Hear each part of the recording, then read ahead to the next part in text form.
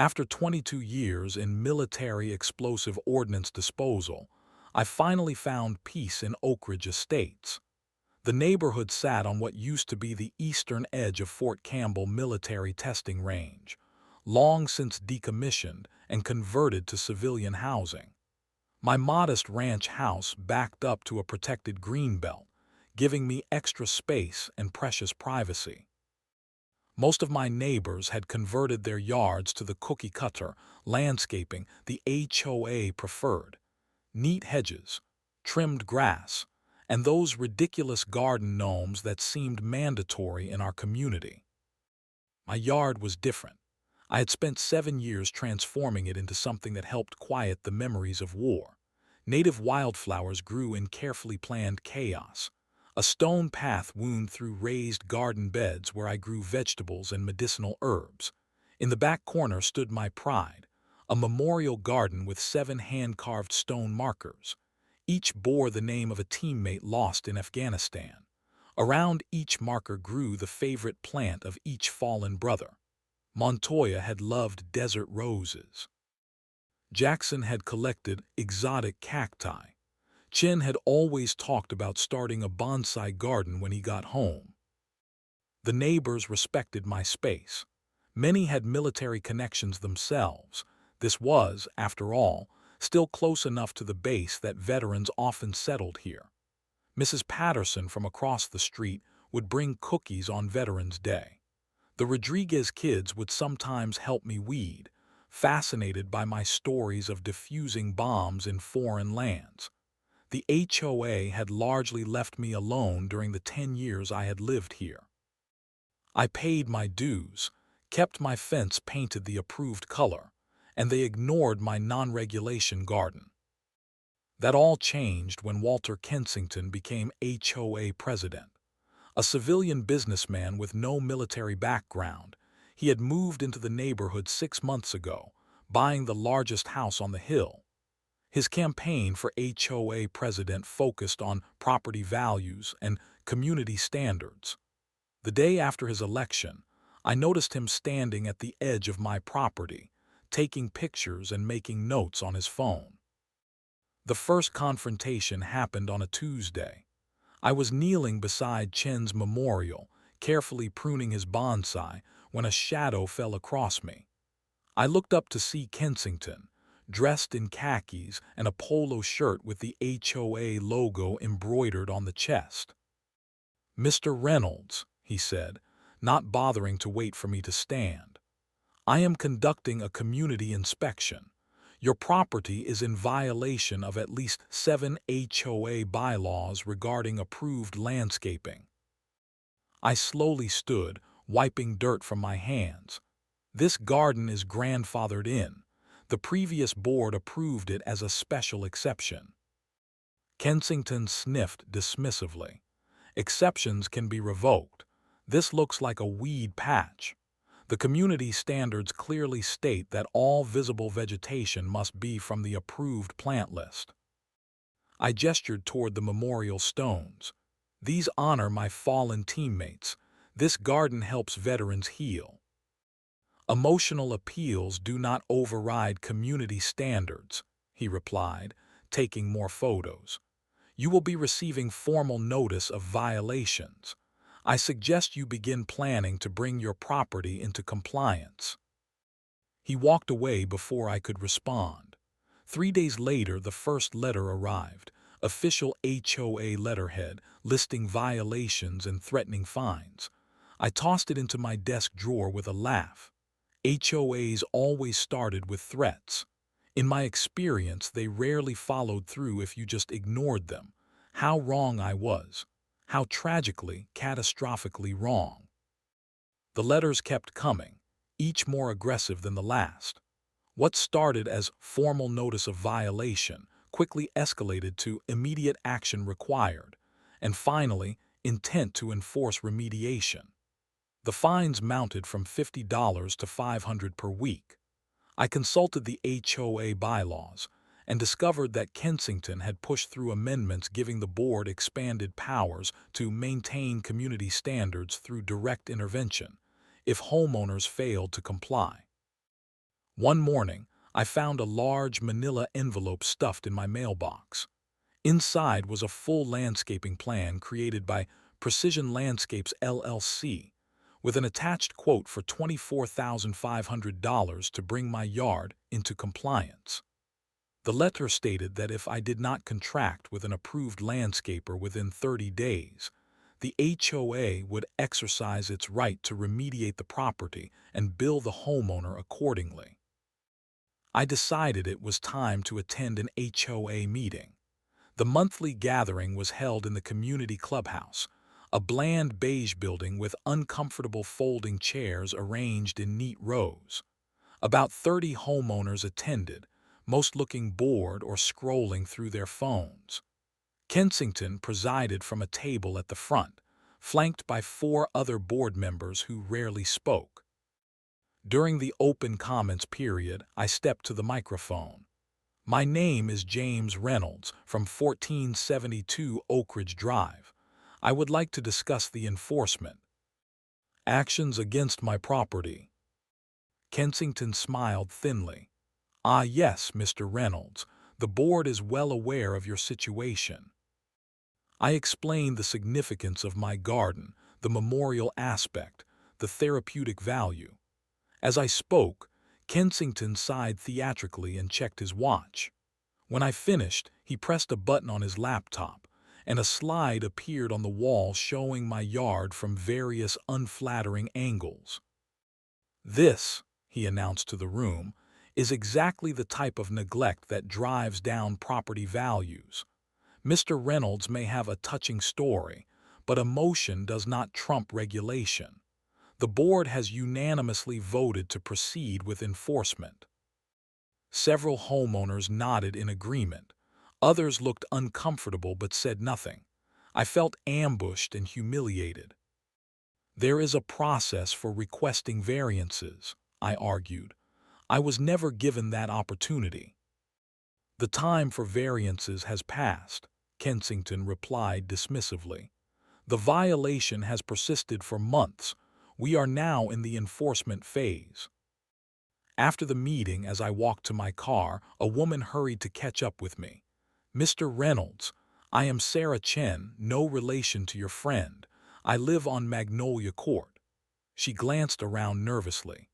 You should know that Precision Landscapes is owned by Blake Kensington, Walter's brother-in-law. Several of us have complained about the conflict of interest, but nothing changes. The next day, I went to the county record's office. If Kensington wanted a fight, I needed ammunition.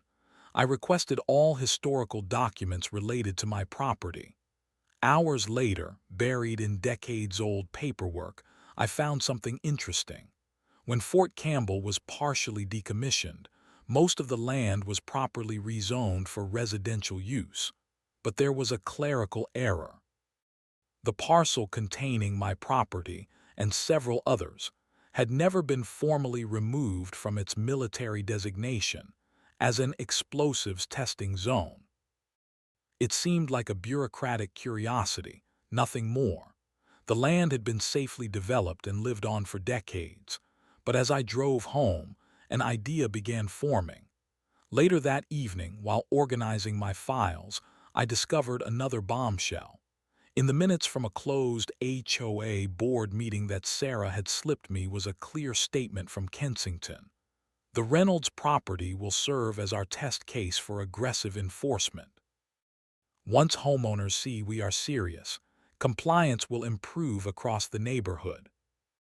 My property was not being targeted for violations. I was being made an example, and that realization changed everything.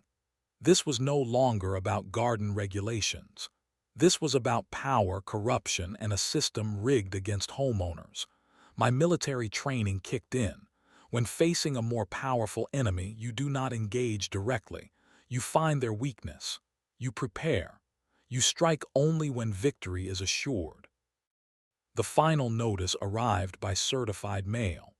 Printed on bright red paper, it stated that I had 48 hours to begin approved landscaping renovation or the HOA would take remedial action. 48 hours. An impossible deadline designed to ensure failure. I called 3 lawyers that afternoon. All said the same thing. They could file for an emergency injunction, but it would cost thousands up front with no guarantee of success. Even if granted, the legal process would take weeks or months. Can they really bulldoze my yard? I asked the last attorney, a tired-sounding woman specializing in property disputes. Technically, no. Practically, if they do it, your only recourse would be to sue afterward, which could take years. She sighed. HOAs have become incredibly aggressive in recent years. The courts have generally supported their authority if the bylaws are properly written. I hung up feeling trapped.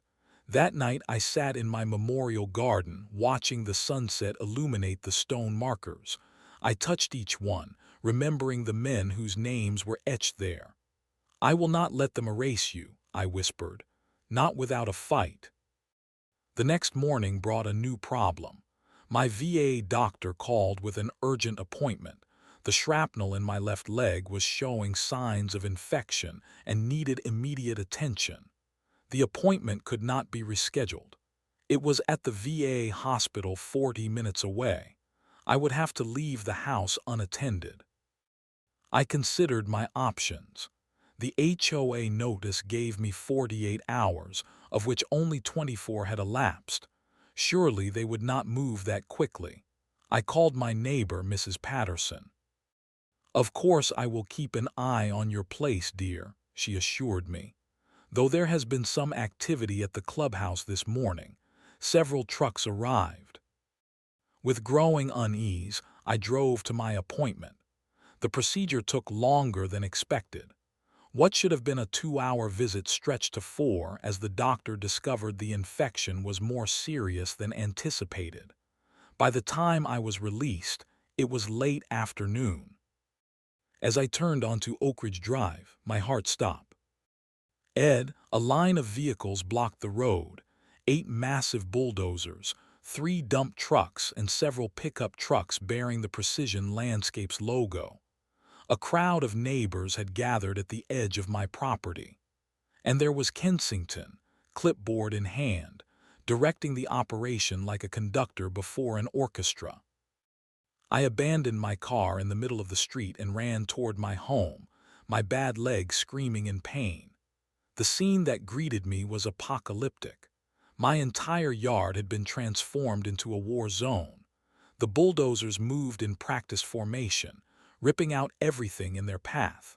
My vegetable garden was already gone, replaced by raw dirt.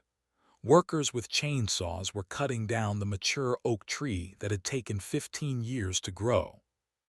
And the memorial garden, my breath caught in my throat. 6 of the 7 stone markers had already been uprooted and tossed in a pile like garbage. The 7th, Chen's marker with his carefully tended bonsai, was just being approached by a worker with a shovel. I ran toward him, screaming. "Stop this right now." I reached the man just as he was about to lift the stone. "That is a memorial. You cannot touch that." The worker looked uncertainly toward Kensington, who strolled over with a smug expression. "Mr. Reynolds, how unfortunate you missed most of the remediation. We are nearly finished." "You had no right," I choked out, tears streaming down my face. "The notice gave me 48 hours. It has only been 28. Kensington shrugged. "The board determined that immediate action was necessary, all perfectly legal under Section 8.3 of the bylaws." He gestured to the worker. "Continue." I lunged forward to protect Chen's memorial, but 2 landscaping employees grabbed my arms. I struggled against them as the worker lifted the stone marker and roughly tossed it onto the pile with the others. The carefully cultivated bonsai, over 10 years old, was crushed beneath the treads of a bulldozer moments later. Neighbors watched in horrified silence. Mrs. Patterson was openly weeping. The Rodriguez children hid behind their father, who looked away in shame. No one intervened. No one could against the mighty HOA. When the workers released me, I fell to my knees in the dirt that had once been my sanctuary. Everything was gone. The gardens, the trees, the memorial, all destroyed in an afternoon of mechanized violence. Kensington handed me an invoice for $28,750 for the emergency remediation services. "This will be added to your HOA account," he said pleasantly. "Payment is due within 30 days, or a lien will be placed on your property." He turned to leave, then paused. "Oh, and the board has approved the installation of standard landscaping. Work begins tomorrow. That will be an additional $24,500. As Kensington walked away, something broke inside me. Not my spirit that had been tempered by war and loss. No, what broke was my restraint, the thin veneer of civilian life that had covered the warrior beneath. They had not just attacked my property. They had desecrated a memorial to fallen soldiers. And in that moment, standing in the ruins of my garden, I made a silent vow. This was not over. This was just beginning. The weeks following the destruction passed in a haze of grief and rage. I barely left my house, spending days staring out at the barren dirt that had been hydro-seeded with HOA-approved grass. The stone markers from the memorial garden had been taken away by the landscaping crew. When I demanded their return, Kensington claimed they had been disposed of as debris. I filed police reports for theft and destruction of property, but the officers explained it was a civil matter between me and the HOA. Neighbors stopped visiting. Some left sympathy cards in my mailbox. Others avoided eye contact when I collected my mail. The isolation deepened my depression. I ignored the mounting bills from the HOA, now totaling over $50,000 with late fees and administrative charges. On the 30th day after the destruction, there was a knock at my door. I opened it to find Sarah Chen, the woman who had warned me about Kensington's connection to the landscaping company. "Mr. Reynolds, I am worried about you," she said, holding a casserole dish. "May I come in?" Too exhausted to refuse, I stepped aside. As she set the food in my kitchen, she revealed why she had really come. "I am a paralegal at Westfield Law. What the HOA did to you was wrong and possibly illegal. I would like to help you fight back." For the first time in a month, I felt a flicker of interest. The lawyers I spoke to said it would be expensive and uncertain. Sarah nodded. "That is true if you attack the HOA directly on procedural grounds. But what if there was another angle? Something that bypasses the HOA altogether?" She explained that she had been researching my property's history after our brief conversation. "You mentioned finding documents about the zoning. I want to see them."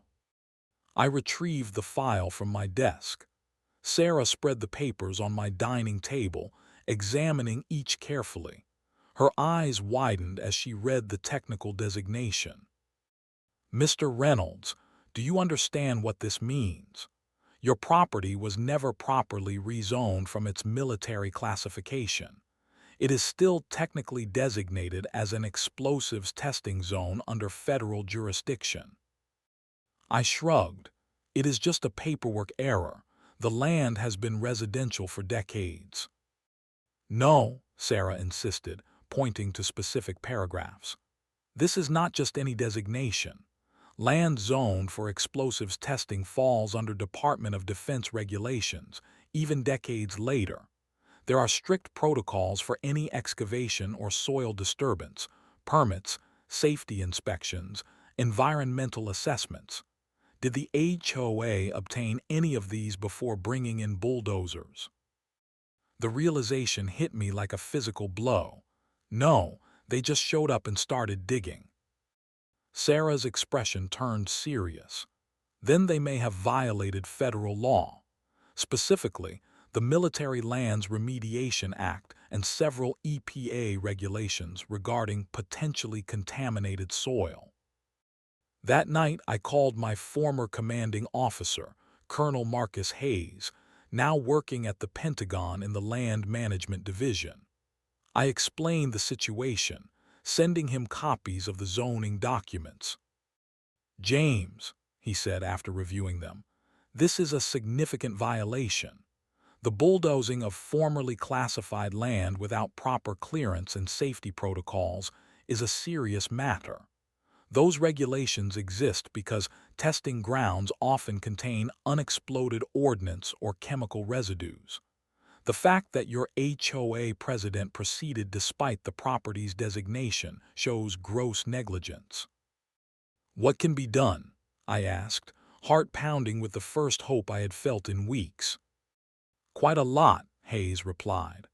"Multiple federal agencies have jurisdiction: DOD, EPA, OSHA for worker safety violations. Each can impose substantial penalties. And because this involves military land, these agencies can move quickly, bypassing local authorities entirely." As we spoke, a plan began forming. The very bureaucracy that had failed to properly rezone my land could now become my most powerful weapon. The HOA had overwhelming power within its domain, but they had unknowingly stepped into federal territory. They had brought bulldozers to a land still under military protection, and in doing so, they had given me the perfect opportunity for legitimate, devastating revenge. For the first time since watching my garden destroyed, I smiled, not from joy, but from the cold satisfaction of a strategist who has just discovered the enemy's fatal weakness. My dining room transformed into a command center. Maps of the neighborhood covered one wall, property records another. My military training took over as I methodically built my case. This was no longer about my garden. This was about holding powerful people accountable for breaking federal law. Sarah became my chief intelligence officer, using her legal connections to gather documents without raising suspicions.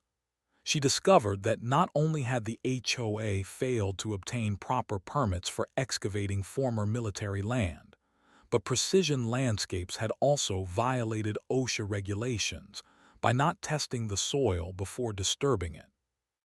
Workers were potentially exposed to hazardous materials, she explained, adding another violation to our growing list. The company did not provide proper protective equipment or follow contamination protocols required for former testing grounds. Colonel Hayes connected me with Environmental Protection Agency officials, who explained that disturbing soil on former military testing sites triggered mandatory environmental impact studies. The HOA had bypassed all of them.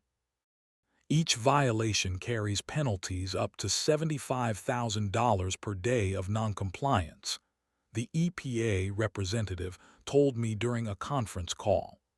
And they disturbed approximately 10,000 square feet of protected soil. My neighbor Mrs. Patterson provided photographs and video of the bulldozing, having had the foresight to document the destruction from her upstairs window.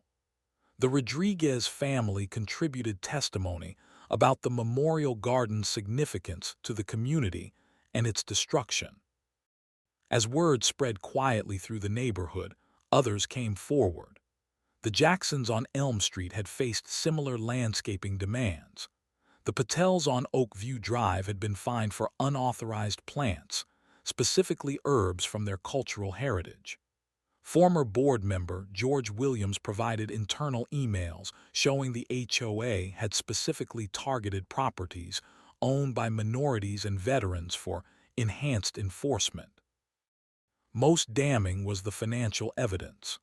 Sarah obtained public records showing that Precision Landscapes had received over $800,000 in HOA contracts since Kensington became president, all without competitive bidding. The company was registered to Blake Kensington with WOW. TER listed as a silent partner, entitled to 30% of profits. Colonel Hayes brought in two more allies. Master Sergeant Delia Ramirez, now working at the Department of Defense's Land Management Division, and James Chen, brother of my fallen teammate and current federal prosecutor specializing in environmental crimes. "What happened to my brother's memorial is a disgrace," Chen said during our first strategy meeting. "But we need to be methodical. Kensington has connections in local government. We need federal intervention." We filed complaints with 5 different agencies. The Department of Defense regarding unauthorized excavation of military-designated land, EPA for environmental violations, OSHA for worker safety, the Federal Housing Administration for discriminatory HOA practices, and the IRS for potential tax fraud related to the undisclosed business relationship. Each complaint was meticulously documented with supporting evidence, witness statements, and expert opinions. We requested expedited investigation due to ongoing environmental concerns. Colonel Hayes used his Pentagon connections to ensure our filings did not get lost in bureaucracy. "The key is coordination," Ramirez explained as we finalized our strategy. "Each agency must act simultaneously, so there is no time for Kensington to cover his tracks." While the federal machinery slowly engaged, we prepared for local action. I studied the HOA bylaws thoroughly, discovering that any homeowner could call an emergency meeting if they had evidence of imminent threat to community safety or property values. The environmental and safety violations provided that justification. We installed discrete surveillance cameras around my property and those of my allies. If Kensington or his associates attempted retaliation, we would have evidence. Sarah prepared legal documents to file for emergency injunctions if needed. The most difficult part was waiting. Federal investigations move at their own pace, even with inside connections pushing them forward. For 3 weeks, I continued my reclusive behavior, giving no indication that anything had changed. Let Kensington believe he had broken me. Behind the scenes, our coalition grew. 27 homeowners now supported our effort, though most remained anonymous for fear of retaliation. We established secure communications using encrypted messaging apps. My military friends called it Operation HOA Accountability. Finally, after 6 weeks of preparation, we received the signal we had been waiting for. James Chen called with news from the Department of Justice. "The federal investigations are complete," he said.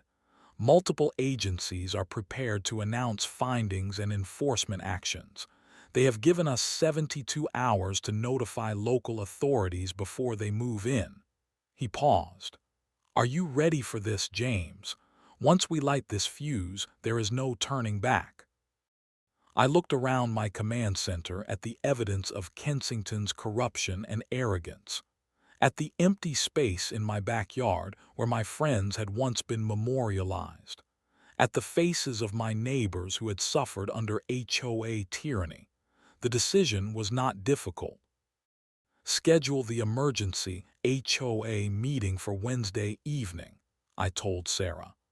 "Tell them we have urgent information about environmental hazards affecting property values." Then I called Colonel Hayes. "Green light," I said simply. "Coordinate the federal response for Wednesday night 8:00 p.m. The trap was set. All the pieces were in position. Now it was time to spring it. The community center buzzed with tension as homeowners filed in for the emergency meeting. Word had spread that something big was happening. Attendance was triple the normal turnout. Kensington and the board members sat at their usual table at the front, looking annoyed at the interruption to their routine. I arrived last, flanked by Sarah Chen and Colonel Hayes in full military dress uniform. The room fell silent as we walked to the front. Several of my supporters had positioned themselves strategically around the room, each responsible for documenting reactions and preventing interference. "Mr. Reynolds," Kensington said with barely concealed contempt, "you called this emergency meeting. The floor is yours for 5 minutes per bylaws." I nodded to Sarah, who connected her laptop to the projector. The screen showed a satellite image of our neighborhood with property lines clearly marked. "Thank you for coming tonight," I began, my voice steady. "I have called this meeting because I have discovered information that dramatically affects every homeowner in Oak Ridge Estates. Information that the HOA board has either negligently overlooked or deliberately concealed." Kensington shifted uncomfortably. "Please keep to verified facts, Mr. Reynolds." "Oh, I intend to," I replied, clicking to the next slide. "This is the original military land designation for our neighborhood from 1973, when it was part of Fort Campbell testing range. And this," I clicked again, "is the current zoning map from county records." The two maps were nearly identical, with a key difference: a red outlined section encompassing approximately 40 homes, including mine. This area, which includes my property and many of yours, was never properly rezoned from its military designation as an explosives testing zone. It remains under federal jurisdiction for environmental and safety purposes. Murmurs spread through the room. Kensington stood up. "This is preposterous. This land has been residential for decades." "Yes, it has," I agreed. "But the paperwork was never filed correctly. That is a bureaucratic oversight with serious implications." I clicked to show Department of Defense regulations regarding former testing grounds. Federal law requires specific protocols for any soil disturbance on these properties: environmental impact studies, safety inspections, specialized equipment and training. The next slide showed photographs of the bulldozers destroying my yard. None of these protocols were followed when the HOA authorized the destruction of my property, and that makes every person involved potentially liable under federal law. Kensington's face had gone pale. "This is a desperate attempt to avoid paying for your landscaping violations. There is no proof these regulations apply to our community." Colonel Hayes stepped forward. "I am Colonel Marcus Hayes, Department of Defense Land Management Division. I can confirm that these regulations are active and enforceable. What happened on Mr. Reynolds' property constitutes multiple federal violations." The room erupted in concerned conversation.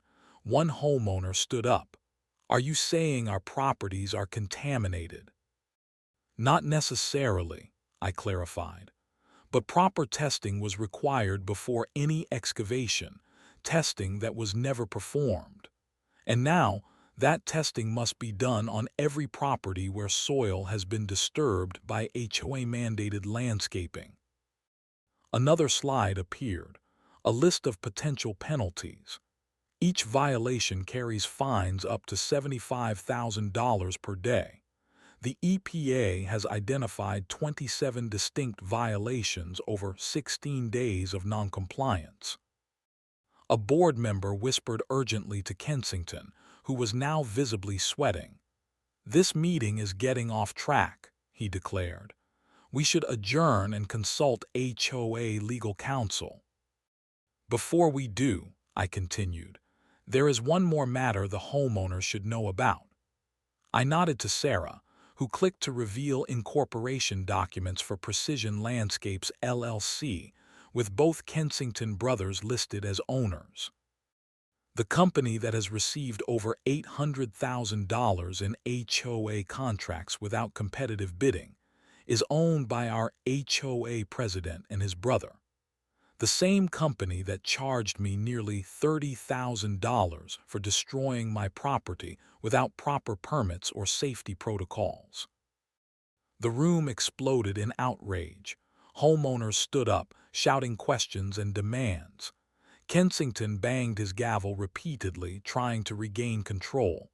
"This is slander. I will sue for defamation."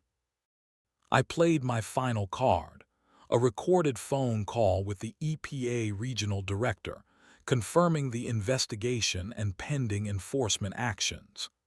As the recording played, I watched Kensington's face transform from anger to fear. "Multiple federal agencies are prepared to file charges," I explained as the recording ended.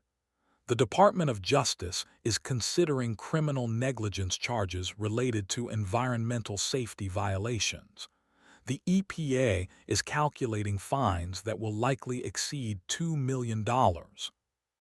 "And who do you think will pay those fines?" Kensington snarled, trying to rally support. "The HOA will have to raise dues dramatically. Is that what you all want?" A homeowner stood up, George Williams, the former board member. "The bylaws clearly state that board members are personally liable for damages resulting from their unlawful actions. The HOA insurance does not cover willful violations of federal law." Another homeowner joined in. "Or conflicts of interest involving private companies owned by board members." Kensington looked desperately at his fellow board members, but they were already physically distancing themselves, moving their chairs away from him. "Let me be clear," I said to the assembled homeowners. "My goal is not to harm our community. My goal is accountability. The current board has violated federal law, abused their authority, and profited personally from their positions." The sound of vehicles pulling into the parking lot drew attention to the windows. 3 black SUVs with government plates had arrived. Men and women in suits emerged, carrying briefcases. That would be representatives from the EPA, Department of Justice, and Department of Defense, Colonel Hayes explained calmly. "They have questions for Mr. Kensington and documentation for all affected homeowners." The meeting dissolved into controlled chaos. Kensington tried to flee but was intercepted by federal agents at the door. Board members publicly resigned their positions on the spot. Homeowners clustered in worried groups, discussing implications for their properties. As the federal officials entered, I stepped back, watching justice unfold with methodical precision. This was not wild revenge.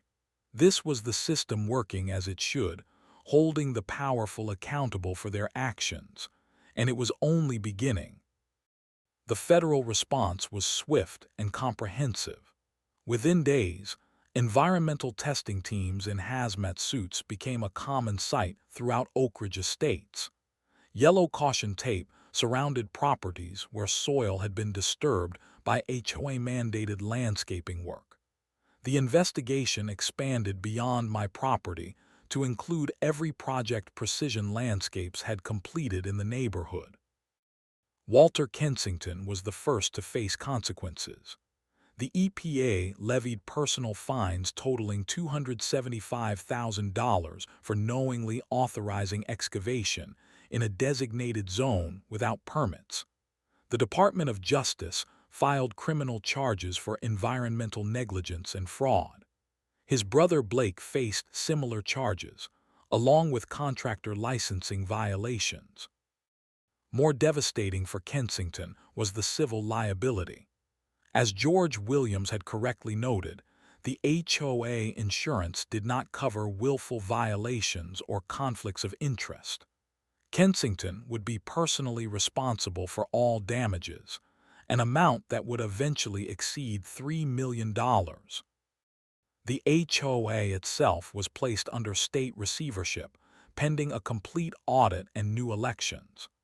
The investigation revealed years of financial mismanagement, selective enforcement of rules, and numerous instances of board members steering contracts to friends and relatives. For my property, justice came in multiple forms. The federal court ordered full restoration of my yard to its previous state, at Kensington's personal expense. The judge, a veteran herself, added a significant condition. My property would be officially designated as a protected Veterans Memorial Garden, permanently exempt from HOA landscaping regulations.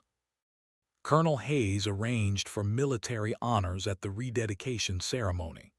7 new stone markers, far more substantial than the originals, were installed with proper military ceremony. The Defense Department sent representatives, as did veterans organizations from across the state. The story caught national attention, with several news outlets covering the ceremony. Most meaningful was the community response. Neighbors who had stood by helplessly during the destruction now came forward to help rebuild. Mrs. Patterson organized a garden committee that met weekly to maintain the memorial area. The Rodriguez children started a junior gardeners program, learning about native plants and the stories of the fallen soldiers they honored. The HOA itself was transformed. The new board, elected 3 months after the federal intervention, included Sarah Chen as president and George Williams as treasurer. Their first official act was to create a community character amendment to the bylaws, protecting properties with historical, cultural, or memorial significance from standardization requirements. Kensington's legal troubles continued to mount. During the investigation, federal agents discovered evidence of tax fraud, leading to additional IRS penalties. When his assets were frozen pending trial, he was forced to sell his lavish home in Oak Ridge Estates. No one in the neighborhood would buy it, and it eventually sold for well below market value to an investor who converted it to a community garden and meeting space. 1 year after the bulldozers had destroyed my sanctuary, I sat on a new bench in my restored garden, watching butterflies dance among native wildflowers. The memorial stones gleamed in the sunlight, surrounded by thriving plants. Chen's bonsai had been replaced with an even older specimen, donated by a local nursery owned by a veteran. Sarah joined me on the bench, handing me a cup of coffee. "The final settlement came through," she said. "Kensington's appeals were denied. The court awarded you $750,000 in damages, plus the restoration costs." I nodded, watching a hummingbird hover near Montoya's desert rose. "Most of that will go to the Veterans Support Foundation we started. Seems fitting." "The new HOA is working well," Sarah continued. "Property values are actually up since we stopped enforcing all those arbitrary rules. Turns out diversity in housing appearance creates more interesting neighborhoods that people want to live in." I smiled, thinking about the long journey from destruction to restoration. The HOA had sent 8 bulldozers to level my yard, not knowing the land was zoned for explosives testing. Their ignorance had been their downfall. But the true victory was not in their punishment. It was in the community that emerged from the conflict stronger, more compassionate, and committed to protecting individual expression while maintaining true community values.